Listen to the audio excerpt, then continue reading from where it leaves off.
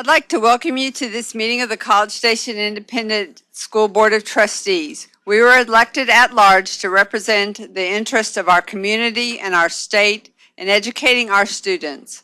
Our mission for our students in this district is success each life, each day, each hour.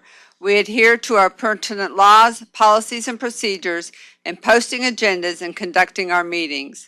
The detailed agenda information was made available to us at least 72 hours in advance, and we have all come to this meeting informed and prepared. We have just completed a workshop meeting where we heard reports and discussed much of the information needed to make decisions in either this meeting or in upcoming meetings. This is a meeting of the 7 trustees in a public setting rather than a public meeting. As such, public comment is included on the agenda at a specific time and requires us to listen rather than take action so as to abide by the Open Meetings Act. We are pleased that you've taken time this evening to join us. We are very proud of this school district, and we thank you for your interest and support of our students. Dr. Ely.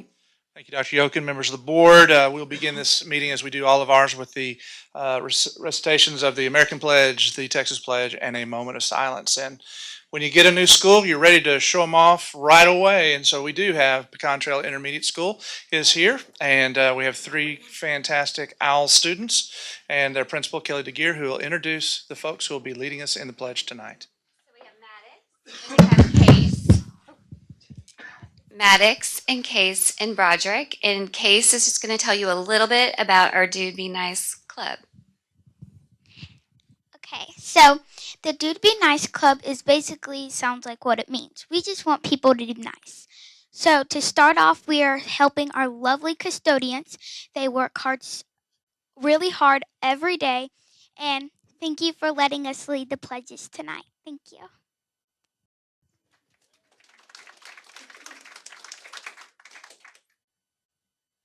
Please stand for the Pledge of Allegiance Please stand for in the Texas Pledge.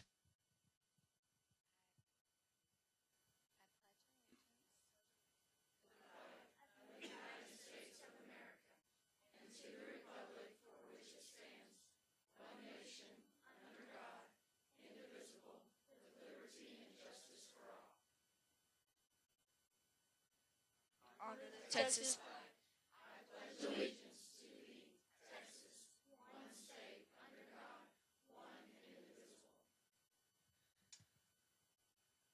Please remain standing for the moment of silence.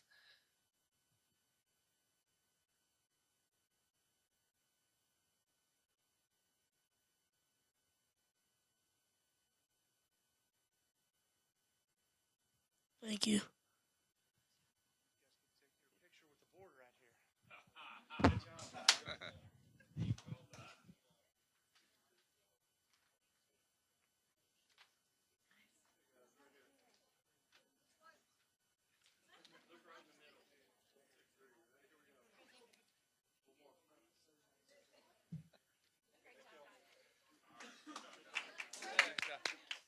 Dr. Yokin, that's all of our recognitions.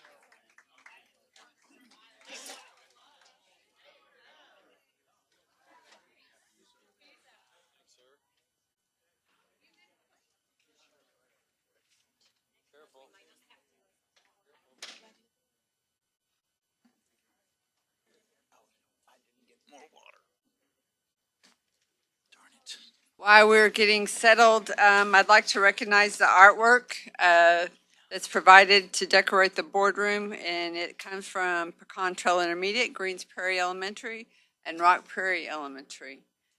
And as always, we appreciate the hard work of the students thus far.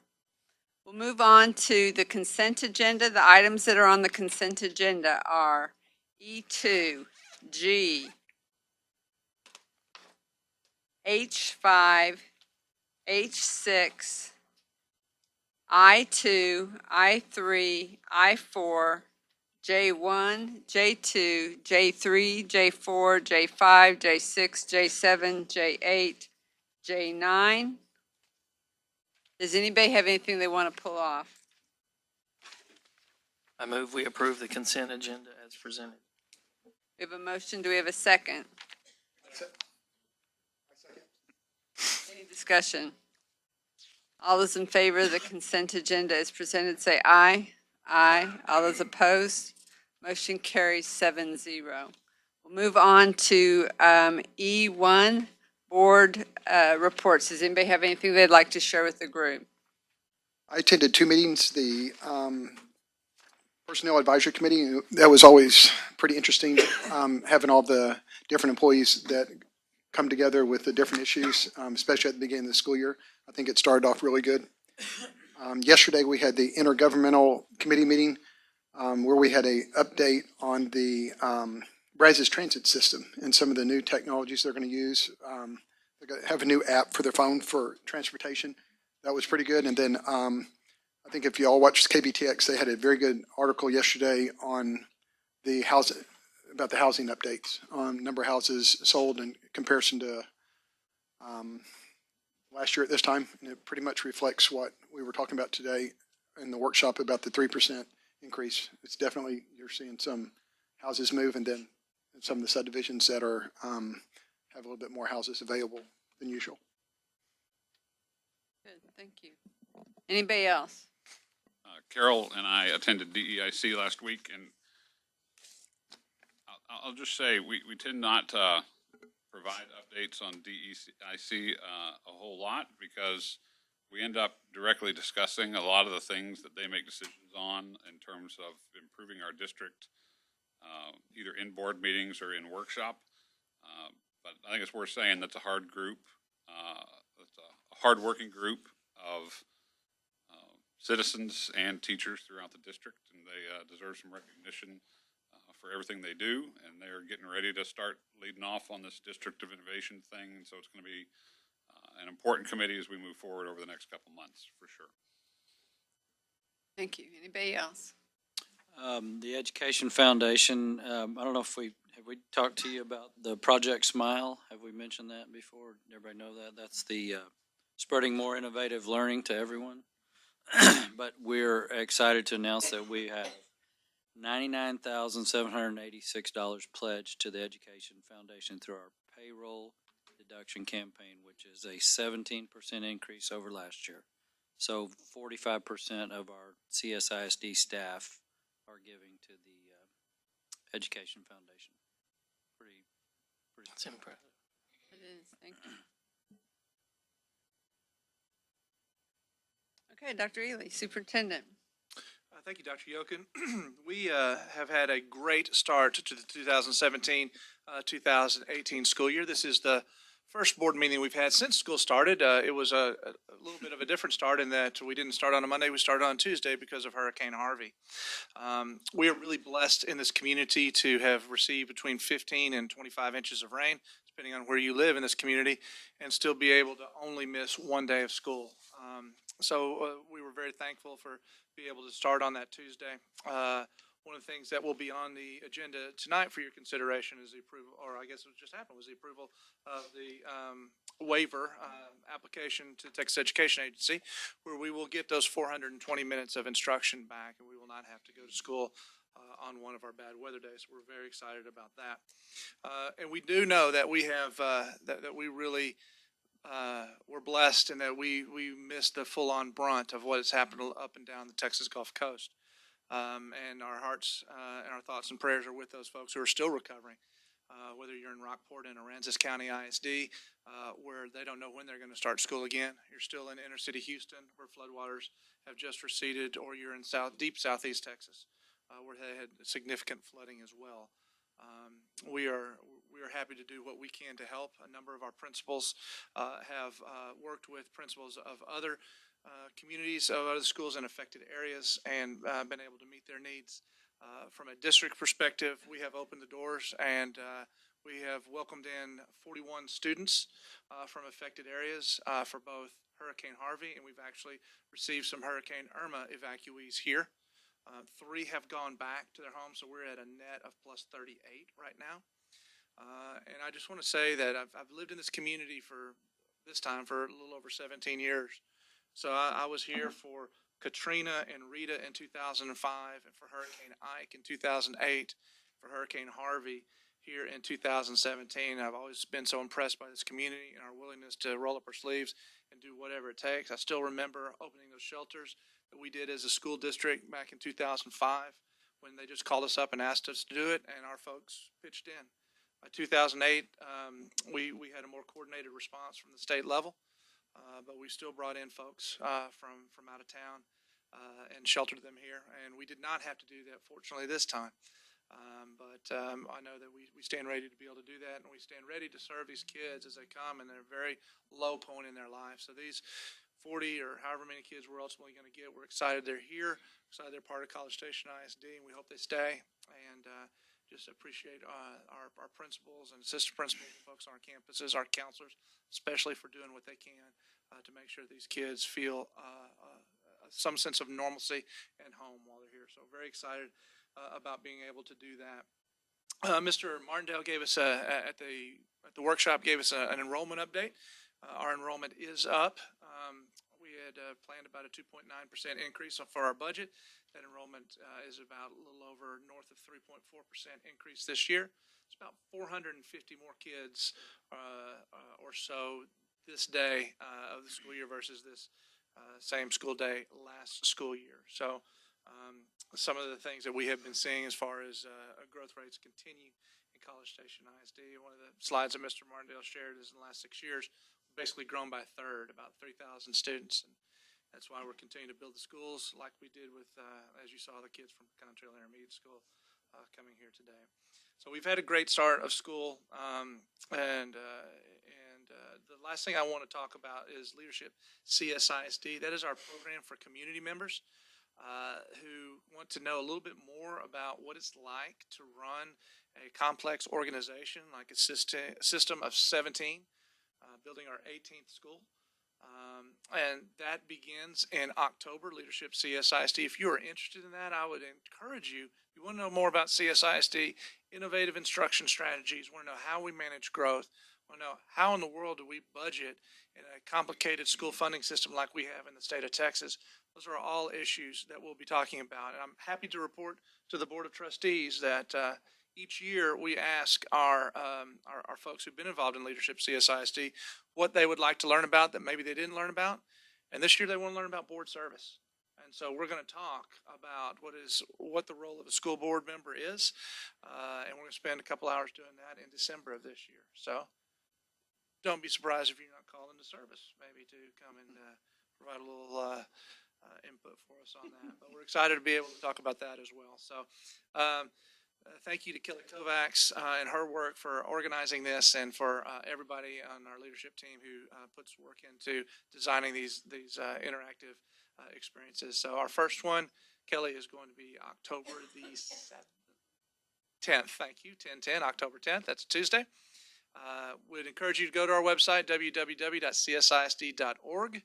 And on the left-hand panel, you'll see a link to Leadership CSISD, and please sign up there. And with that, Dr. Yokin, that ends my report. Thank you. Move to F, hearing of citizens, Ms. Horn. Move to H1, receive report on CSISD professional development, Dr. Ely. Just talked about her second go, but Kelly Kovacs is our Director of Leadership and Instruction and Leadership Development. Thank you. And she's here to talk about our professional development program in College Station ISD. We have over 900 teachers and a number of instructional paraprofessionals and administrators and a number of professionals in the school district. And one of the things that is important for us to do is make sure that everybody has the skills that they need to be able to do the job in the very best way possible. And so we have a very robust professional development program here in College Station ISD. And Kelly is going to talk about many of those things that we do, some of our challenges, and some of the great feedback that we're getting in regards to the programs that we're putting on. So with that, Mrs. Kovacs. Thank you, Dr. Ely. I'm pleased to be here tonight to tell you a little bit about professional development in College Station ISD. And we'll talk about a number of things. Just a quick overview. We will talk about what the program really involves. We'll get into a little bit of the budget, and then we'll talk about some of the major goals and activities of our program today. We'll talk performance data, as Dr. Ely mentioned. I'll give you a little bit of insight into what feedback looks like for professional development in College Station ISD, and then we'll talk about some challenges and some needs and growth for moving forward. So as you can imagine, professional development includes many things, but really the end goal is the learning of our staff. Our main objective is to design a program that increases student learning and success.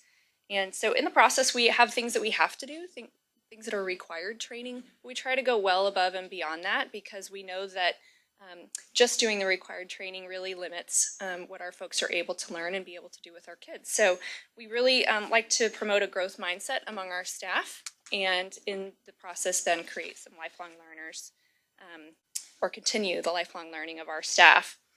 And this next slide, sorry, I need to change that.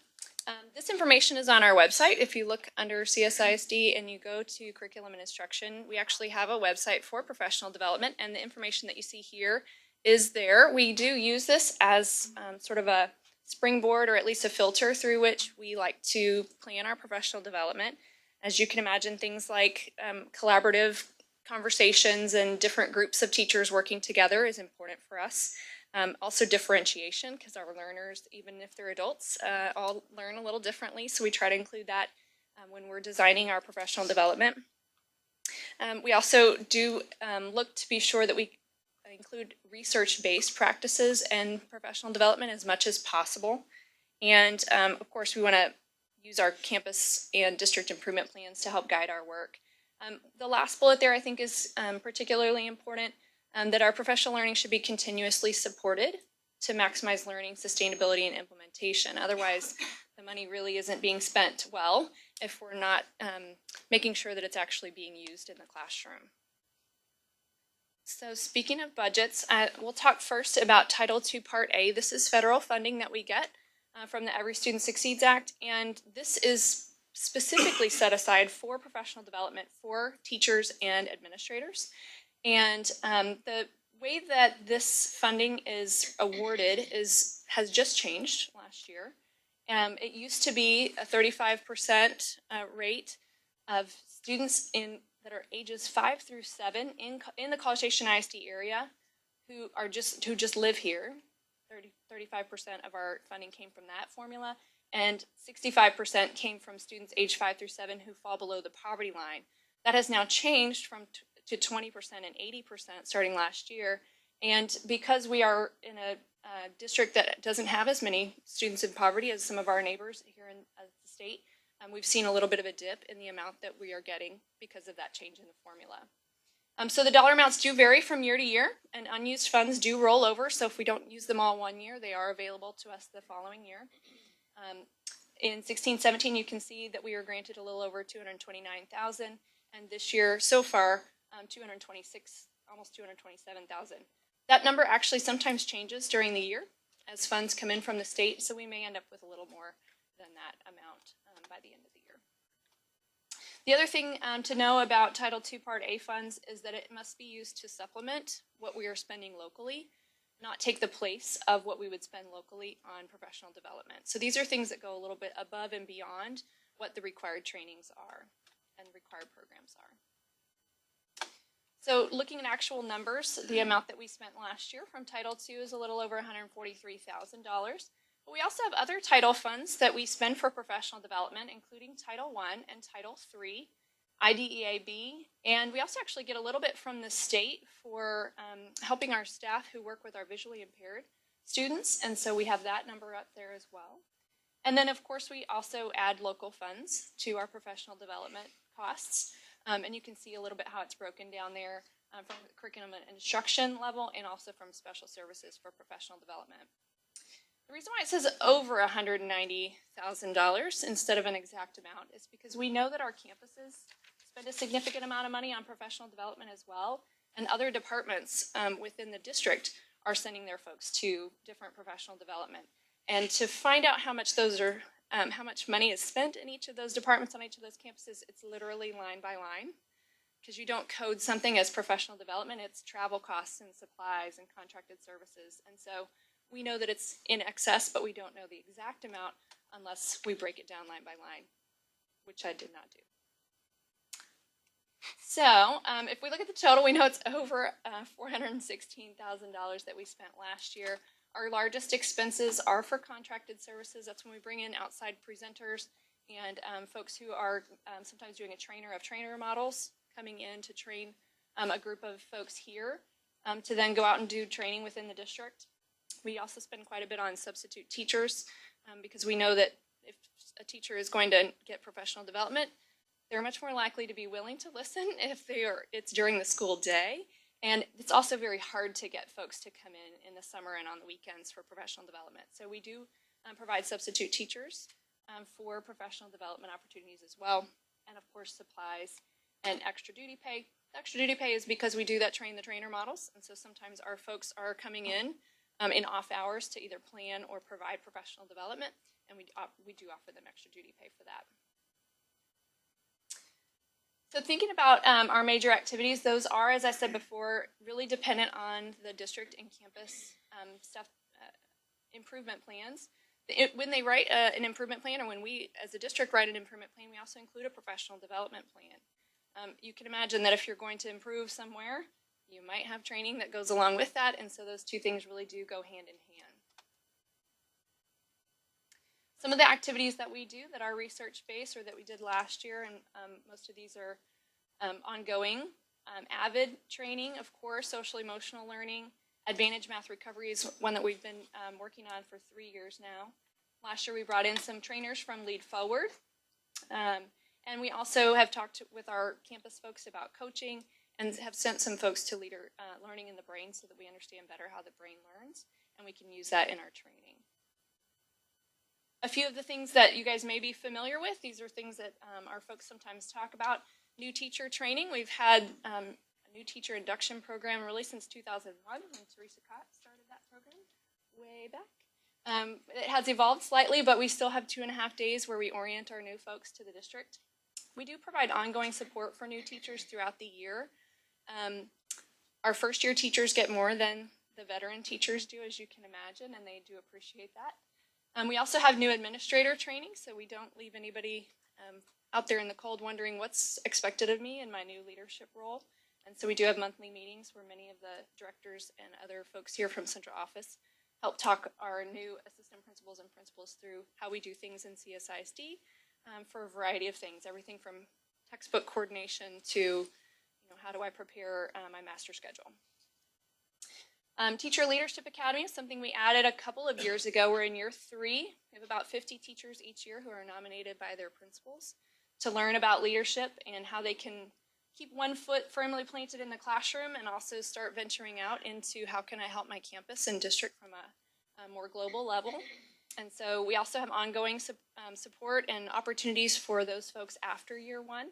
So we're in year 3 and we're going to start a new adventure with that. And then we do have some ongoing opportunities. Some of these I mentioned before.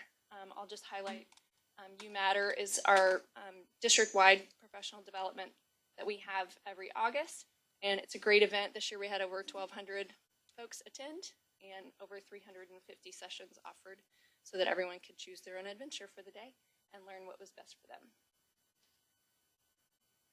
Typically when you guys receive a report, performance data is really student data. I'm going to talk a little bit about the data that we get from providing some of the professional development we do. You can imagine that there is a lot, so I just pulled a few things to share with you all today. For example, last year we asked our folks who went through new teacher induction and asked them, how would you rate our overall NTU? And you can see almost 85% said it was either a 4 or 5 on a scale of 1 to 5, 5 being excellent. We also did the same thing this year and looked at 2017 data. You can see similarly, almost 90% said that it was a very positive program for them. Teacher leadership, as I mentioned, is in its third, we're starting our 3rd year. We asked our folks and got some responses, only 25. But we did get quite a overwhelming positive response from them as well. I thought I would add a little bit of anecdotal data because when we sent out the survey, they also sent in some comments. And so I'll give you just a moment to read through a couple of these because I think it's important.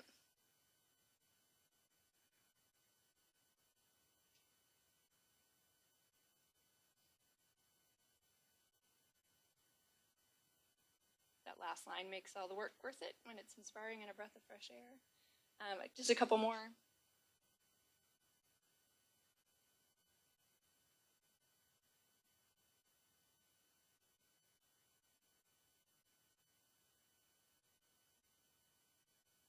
So we are finding that the folks who are in teacher leadership are able to really branch out and start taking on even higher levels of leadership at their campus. And it's really exciting to see some of them now moving into administrative positions if they're interested in that. And so we're delighted with how that's going. We also do have survey data from other areas such as Advantage Math Recovery. Overall, extremely positive feedback. Folks really do feel like the opportunities they're provided are really useful and that they have both the skills and the materials to implement those trainings, which is really the kind of thing that we're looking for on every training. We also did some more with the Lead Forward Science training. Again, you can see overall it's quite positive. And we do use feedback from all of our trainings to then make adjustments, provide resources when needed if they're asked for. Sometimes we have to offer follow-up training or different opportunities for the next year to help support their teachers. As you can imagine, there are some challenges. Time is always one that we have to keep an eye on, especially when we are pulling teachers from campus activities with their students. We don't want to do that too much. And at the same time, you want them to feel supported and have opportunities to grow. So there's a great balance there that sometimes we hit and sometimes we have to work on. So that's always a challenge. Space is a challenge. We are so thankful to have a couple of new large meeting rooms over here just behind this building. And we're excited for those to get technology so we can start using them. And then finally, just coordination and planning from departments and campuses. That's always something that we try to work towards. And so finally, our needs and growth for the future. We have a few online and on-demand options for training that will help with that whole idea of pulling teachers away from the classroom. So we want to consider, are there other avenues that we could explore with that? Most of the ones we have now are for technology training and required trainings. And so we're looking into if there are other things we might want to consider.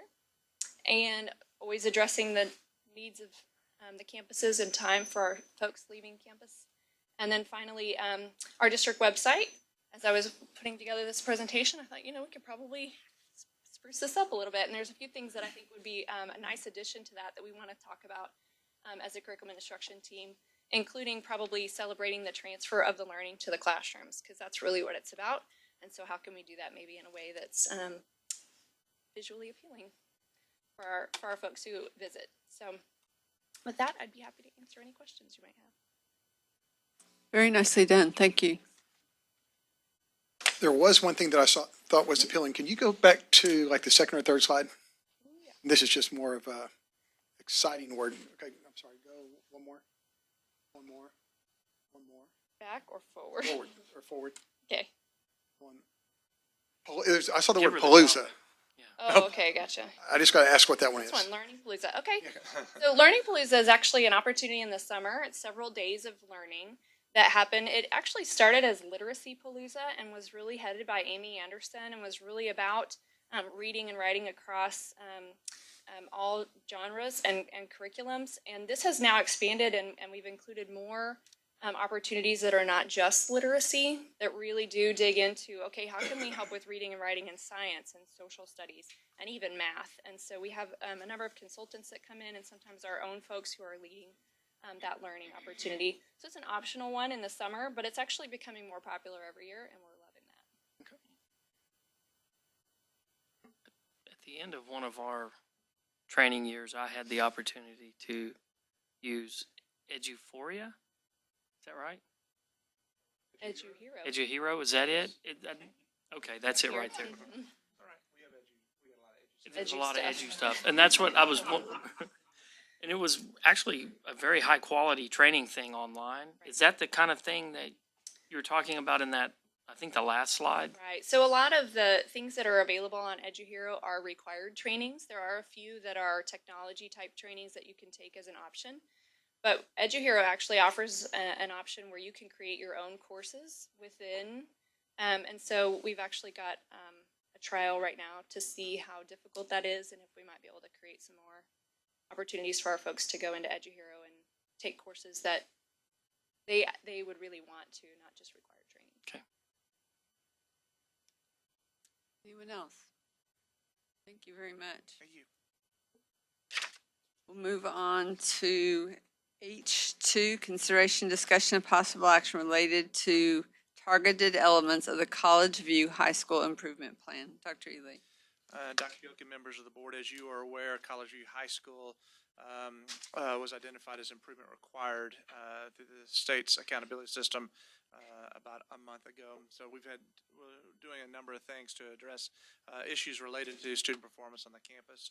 Earlier in this meeting, you approved the campus improvement plan for College View High School, but there are some certain things, targeted elements that are important focus areas for the school and for the school district that we would like to highlight for you right now. So here to give more information on that is Molly Perry, Executive Director for Special Services and Accountability with the targeted elements of the College View Campus Improvement Plan. Mrs. Perry. Thank you, Dr. Ely. Dr. Yokin, members of the board, this evening in your packet in front of you, you will find a single sheet, front page and back, with the lovely TEA logo on the top left. That will be the targeted elements of our improvement plan. And as Dr. Ely mentioned, this really is just a focused component of the plan that you approved earlier this evening. And it really is the first step for us to engage in the Texas Accountability Intervention System. We'll be continuing to work through a deeper level of problem solving, but this will be submitted to the Texas Education Agency by the end of this month. Upon your approval, we'll get that submitted and of course accept any feedback that the agency might have in our plan moving forward. With that, do you have any questions regarding the plan? We would be looking for approval. Yes. I move we approve the targeted elements of the College View High School Improvement Plan for the 2017-18 school year as presented. I'll second. Any discussion? All those in favor of approval of the plan as presented, say aye. Aye. All those opposed? The motion carries 7-0. Thank you. Thank you. We'll move on to H3, consider approval of the 2016-17 Birth to 5 Head Start Self-Assessment. Dr. Ely. Thank you, Dr. Yokin, members of the board. We've a couple items for your, one for your approval and one for your review this evening in relation to Head Start services. Sharon Jackson is here for item H3, which is to talk about our Head Start self-assessment. Mrs. Jackson. Thank you, Dr. Ely. Dr. Yokin, members of the board, you received a 16-page self-assessment for the Birth to 5 Head Start program in a recent transmittal. So in order to kind of summarize that for you and pull together some of the more trending topics, I prepared a one-page, which is at your place there, and you can see there are 4 different areas on it. When you look at a whole child, whole family program, you are really looking at all sorts of different things. But as we look at our self-assessment, we want to pull together things that are easy to communicate and that seem to be programmatic. So that first piece is a number of things that will be a 0 to 5 correction or implementation. The first, of course, being a father-focused program.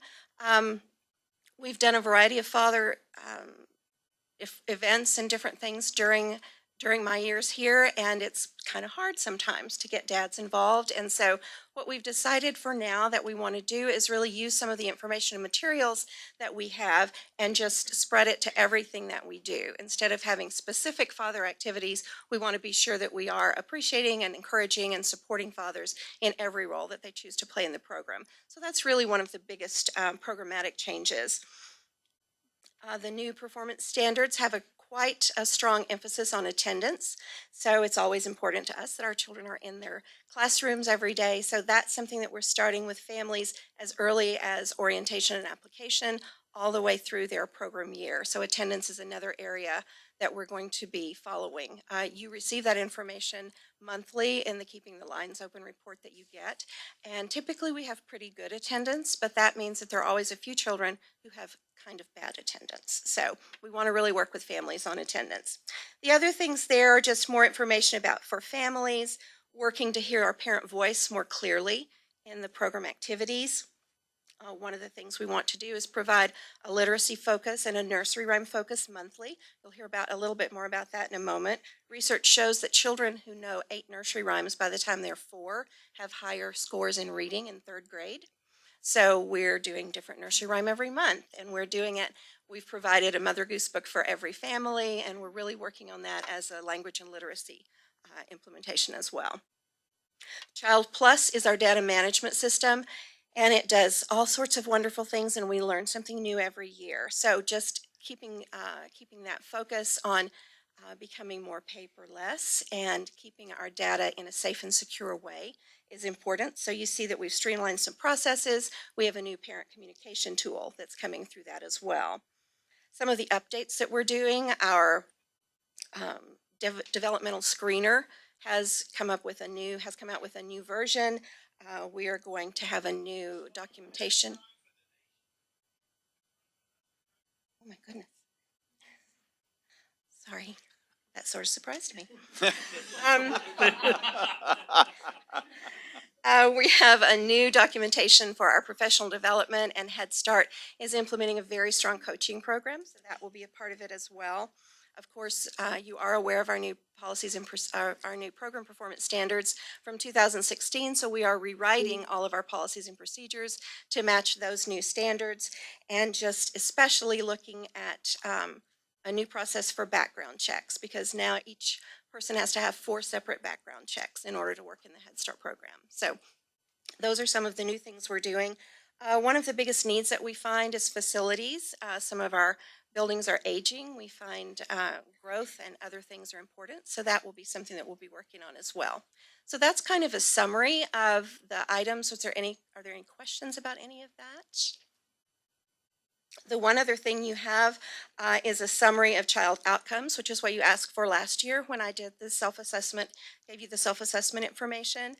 So I think that really just looking at the front page, you can see that there's only one highlighted area, which means that only one area was below 70%. And there are quite a few that were above 90% of children meeting expectations. So each of those areas is divided into 3- and 4-year-old children. You see there the percentages that are meeting or exceeding expectations in the column on the right. If you want further information about that, the other 3 pages show you a summary of each one of the domains that we have and the objectives where the children were not meeting and exceeding expectations. So I'm happy to answer questions about any of that information. Does anyone have any questions?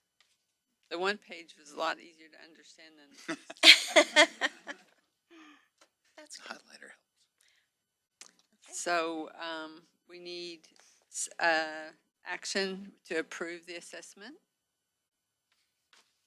I move that we approve. Second. Any discussion?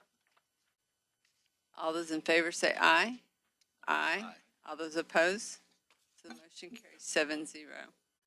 With that, we'll move on to H4, consideration, discussion, and possible action related to the 2016-2017 Bertha 5 Head Start Triennial Community Assessment. Dr. Ely. Mrs. Jackson. Thank you. I have this on my screen. Do you have it on your screen? This one we do. It's on this one we do. I don't know why that one's not. We're going to find out. Sounds like it went off. I'm looking at Kelly and Chuck and whoever. It's warming up. There it is. Great. So another thing that you got in a recent transmittal is an almost 40-page community assessment.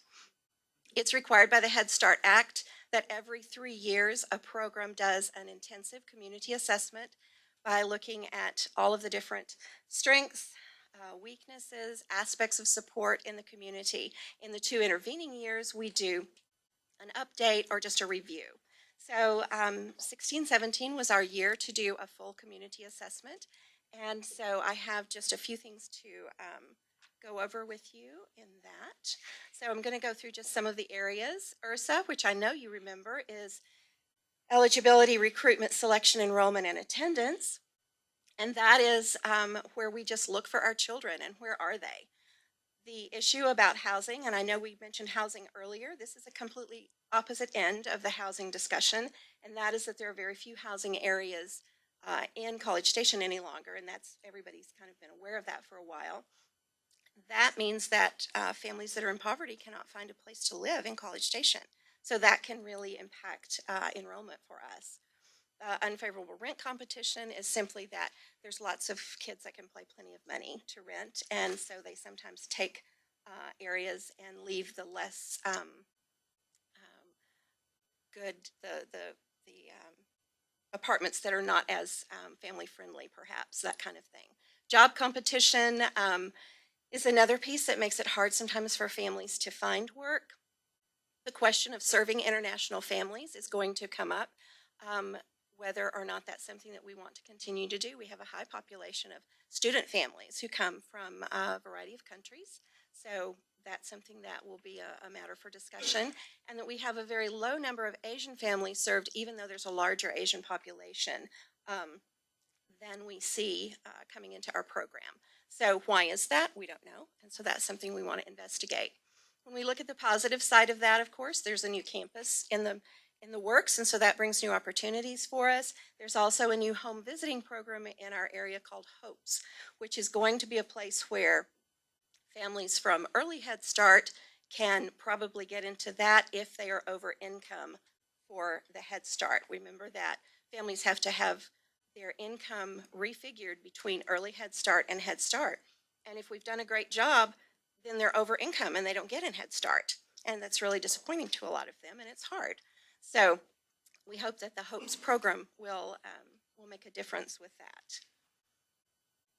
This is also with URSA, and that's just to point out that there are a lot of 174 children in foster care currently in the Brazos Valley. Not all of those are 3- and 4-year-olds, of course, but they are, it's a population that we don't have a very good connection with. And children that are in foster care are automatically admitted to Head Start. So that's a population that we want to work with. We also have more 3-year-olds in the application pool than 4-year-olds now. So that's something else that we need to think about.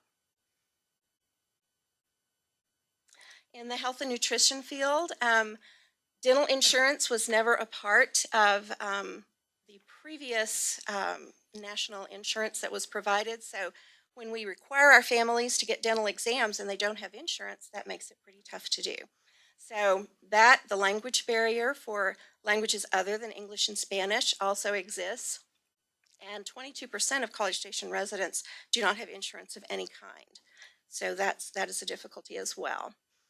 Under nutrition, SNAP, which is the food stamp or food assistance program, really only covers about half the cost of a meal for families, and only 11.5 families in our area actually receive SNAP benefits.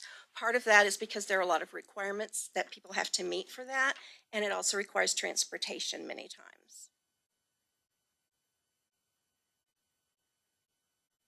In our disabilities area, you may have followed the story about early childhood intervention. It's been on KBTX, it's been on the news, in the newspaper. It's really hard for them to find a home right now. They've been under MHMR, and that changed. They went to Easter Seals, now that's changed. Now they're being supported out of Houston, I believe. So that is 0 to 3 children with disabilities, which of course funnel directly into our special services department if their goals are not met. So that's a very hard thing for us to try to coordinate with their services when they're kind of inconsistent. The positives for our families and children with disabilities, of course, is the wonderful inclusion settings that we have that we're able to provide at multiple campuses, and then just the great partnership that we continue with special services. Safety, this is a very specific thing. Talking about a recent car seat inspection, there were 194 inspections done. 7 of those children, of those 194 children, arrived correctly restrained in their car.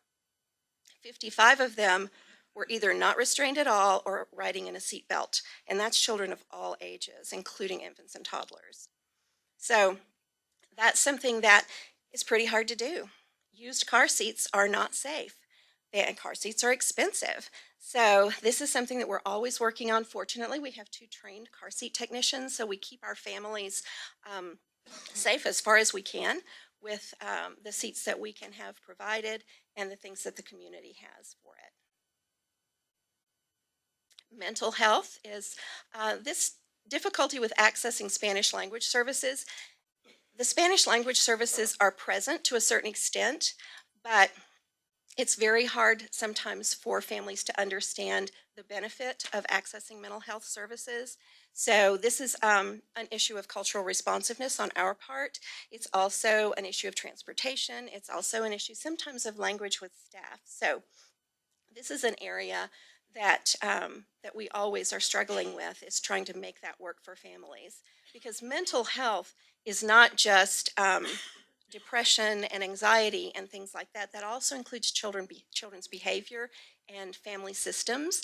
And so those are all areas that mental health can be very beneficial. But we have a great mental health support in our district. And although she is not Spanish speaking, she still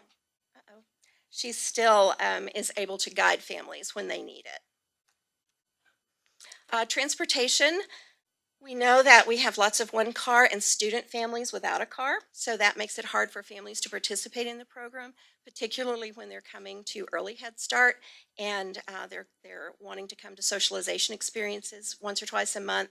So families have commented about the difficulty accessing public transportation, and we've also had some challenge meeting the needs for families for long distance transportation for medical reasons.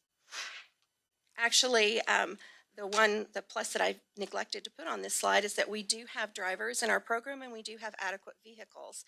So for our local transportation, we can do a pretty good job with that.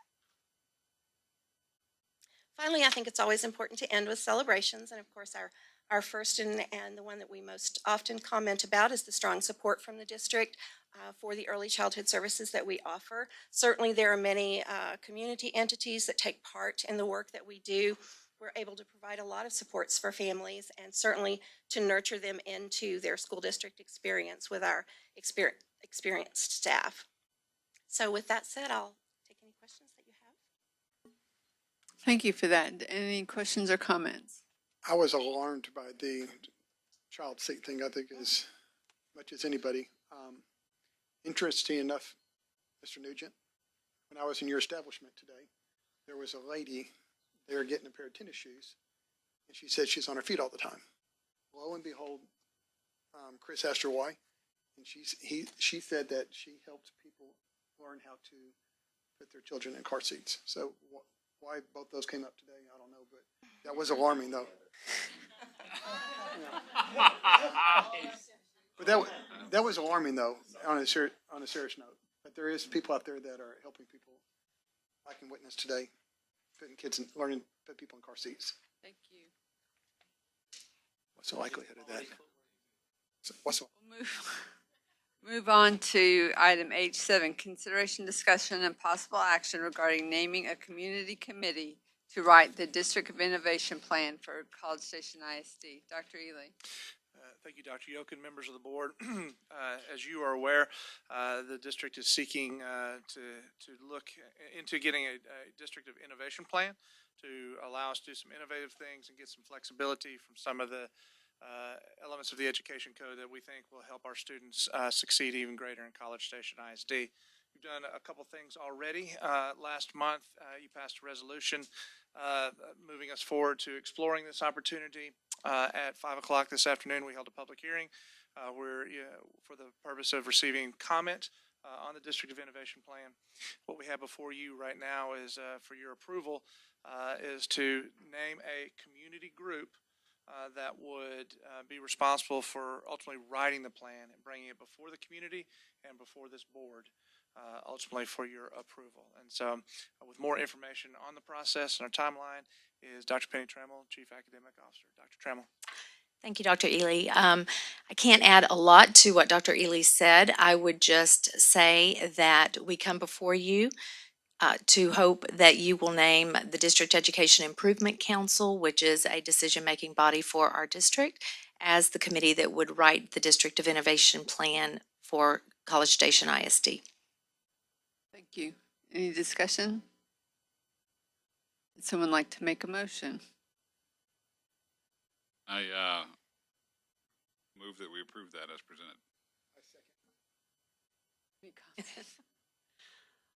All those in favor of the motion as presented, say aye.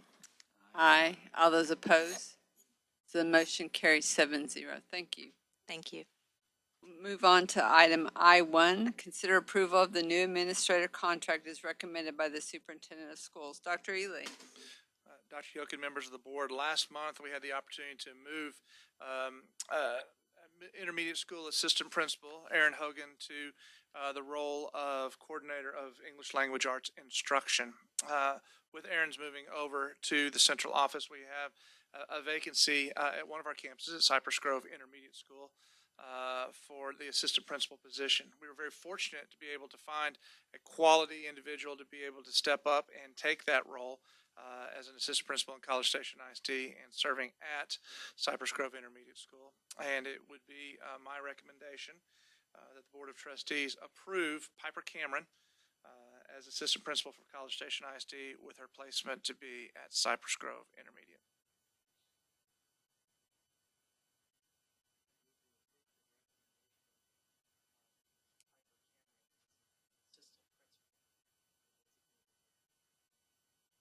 Second. Any discussion? All those in favor of the motion as presented, say aye. Aye. All those opposed? So the motion carries 7-0. Thank you. Piper's not here in the back. I didn't see her. Okay, thank you. We'll move to K1, where we'll consider approval of the guaranteed maximum price, the total project budget, authorization for the superintendent or his designee to execute the necessary documents associated therewith, and the authorization to proceed with the work associated with the construction of elementary school number 10, utilizing funds from 2015 bond funds. Dr. Ely. Dr. Yokin, members of the board, once again, Mr. Hall wins the prize for the longest agenda item, as he does regularly with facilities. We have John Hall, Executive Director for Facilities here, to seek your approval for a guaranteed maximum price. This is the third and last major project, not the last project in total, but major project from the November 2015 bond, where the great citizens of College Station ISD authorized us to be able to sell $135.9 million worth of bonds to be able to build three schools, Pecan Trail, Welborn Intermediate, and now elementary number 10. And so with more information regarding elementary number 10 is Mr. Hall. Thank you, Dr. Ely, Dr. Yokin, members of the board. Tonight, of course, I'll be bringing you the elementary number 10 project to you for your consideration. And happy to say we have a building permit. We're ready to roll with this. And so I'm very relieved to get this finally in front of you. So a little background. Back in November of 2015, College Station ISD voters passed a bond issue for $135.9 million for new construction and renovation to district facilities. And as Dr. Ely mentioned, this is one of the major projects identified in the 2015 bond. This agenda item represents the work related to preparing the guaranteed maximum price, or GMP, and total project budget for this new facility. The GMP for elementary number 10 project was based on the request for competitive sealed proposals process, which was advertised to the public as required by statute. The construction manager at risk, Pepper Lawson Construction, coordinated the competitive seal proposal process for this work, and Theo Rouse and Tom Stewart from our construction services department were present as the proposals were received and tabulated on September 7th, 2017.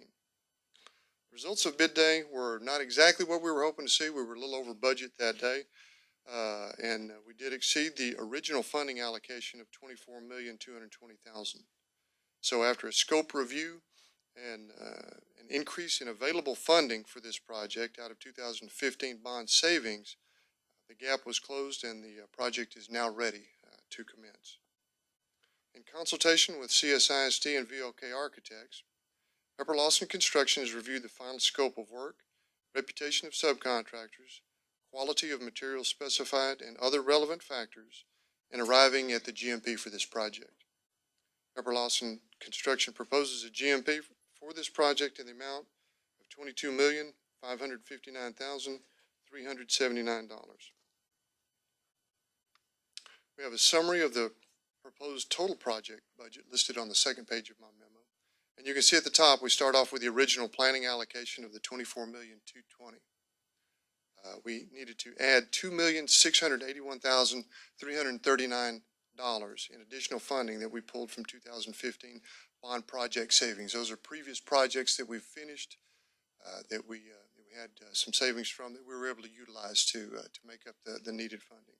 For a revised funding allocation for this project of $26,901,339.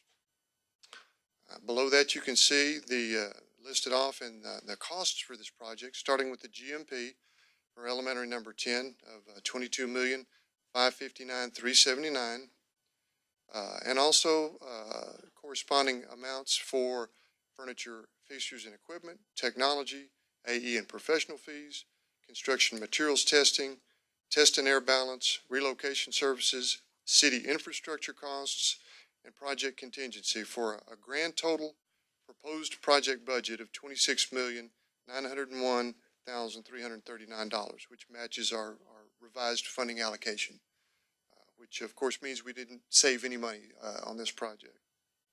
So it is recommended that the Board of Trustees of College Station Independent School District approve the guaranteed maximum price of $22,559,379 from Pepper Lawson Construction, and the total project budget in the amount of $26,901,339 for the elementary number 10 project. It is further recommended that the superintendent or his designee be authorized to sign any necessary documents to implement the guaranteed maximum price, and that the Board of Trustees authorizes the commencement of work associated with this project. With that, I'd love to answer any questions you might have. Thank you for that, and I appreciate the timing of this coming in with some of the needs for building in our part of the United States obviously has some impact, and so thank you for the effort to get that into a number that we can fund. So, any questions? I'll say I'm kind of disappointed in the number from the original planning to the revised budget amount. Probably another area that I'd like clarification on is on, due to the recent storms and stuff, I realize this is a GMP, but are there provisions in their contract where if they can't get particular materials that this price could exceed this? No.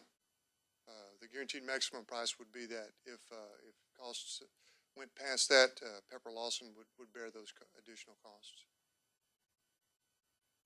So I would like to point out there's a couple things at play. One, Dr. Yokin pointed out that bid day was the 7th. Correct. Is that right? September 7th. Yes, so we were dealing with the storm in Houston, and we had another one bearing down on the Florida coast at that time. And also the board will recall that when originally we had planned to open elementary number 10 in fall of 2018. We made the decision as a board to move that back a year. So there is obviously some inflation that happens over a year's time when you move that date of building back a little bit. So it's another reason for the difference in the planning amount that we had before the voters back in 2015. In fact, about another 8 months of escalation that we had to pick up with this. I'll just say I'm in the construction business, and that just seems excessive in my opinion. Well, on a positive note, from the 2015 bond projects, we were able to save enough money that we could make up the shortfall. So I do feel good about that. With that shortfall, I think that would go towards a lot of the improvements that we were talking about tonight at other schools. It would have been good, yeah. So we have had some savings, $1.9 million of savings on Pecan Trail Intermediate School, $400,000 of savings on the warehouse repurposing, $90,000 worth of savings for Southwood Valley reflooring this summer, and there's some other savings that are in there as well. We will have opportunity for savings. One of them we'll have is Welber Middle School, we'll have opportunity for savings on elementary number 10 as well. So we'll see where we are in regards to what's left over from those projects once they ultimately move through the process. Is the structure and finish out of this school similar to those that we've recently constructed? Yes, sir. It is. We make some gentle changes to it, each time, fit it to the site and make some, some changes, but it will be very recognizable to all of our other schools that have been recently built. Mr. Hall, do you know how much we've saved on projects that have been completed? I know we're doing almost 2.7 here. Does that wipe out the savings we've enjoyed? We're still going to have just a little bit more. In fact, one of the savings we brought in on this to help land this was $1.9 million from Pecan Trail, from the GMP off of that project. So that's the first change order that we're getting back from that. We're going to have a few $100,000 more beyond that. So, and we're in the middle of Welber Middle School. We're anticipating we'll get some savings back. We don't know exactly how much. We're pushing hard on our schedule for that. So that's a little bit more of an X factor as we get to this point next year. But there definitely will be more savings as we process these remaining projects. Any other questions? Do we have a motion? Move approval of the project as presented, or do I need to read that whole thing out again? No, I think I that. feel like Second you is said it- motion. I feel like you said it like 5 times, so. Any other discussion? All those in favor of the motion say aye. Aye. All those opposed? Me. Okay, me. Okay. So the motion carries 6-1. Thank you very much. And with that, we will adjourn. And if you believe it, we will probably meet next month in a different room. So if we're not here, keep looking. Keep looking. Keep looking.